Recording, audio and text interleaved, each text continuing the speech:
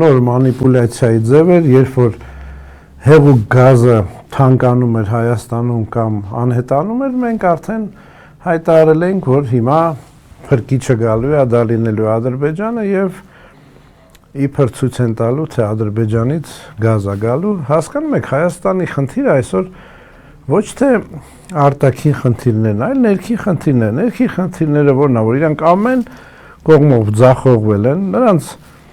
նպատակը, ոչ թե նպատակը, նրանց ռեսուրսները մնացել են էմոցիոնալ ելույթներ, հակառակորդներին պիտակավորում եւ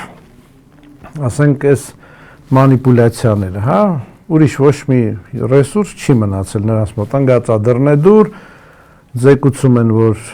ռեյտինգը չի հավաքվում, վիճակը ծանր է։ Իսկ ասենք երկրի անվտանգության հարցը լուծված չի, էկոնոմիկական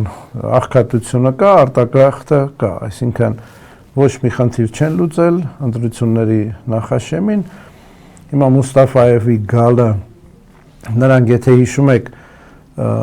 խոսք էին տալիս փետրվարին, թե հունվարի վերջին Թուրքիայի հետ սահման պետք է բացենք, այդ բոլորը ընտրական մանիպուլյացիաներ են։ Հիմա այս Մուստաֆայևին է խնդրել են, որ պետք է գաս, որ քանի դեռ թուղթը չենք ստորագրել, չի ստացվում ոչ մի թուղթ ստորագրել, պետք է գաս, ձևացնենք, թե մի խոսքով քարոզ արշավի մի հնարք,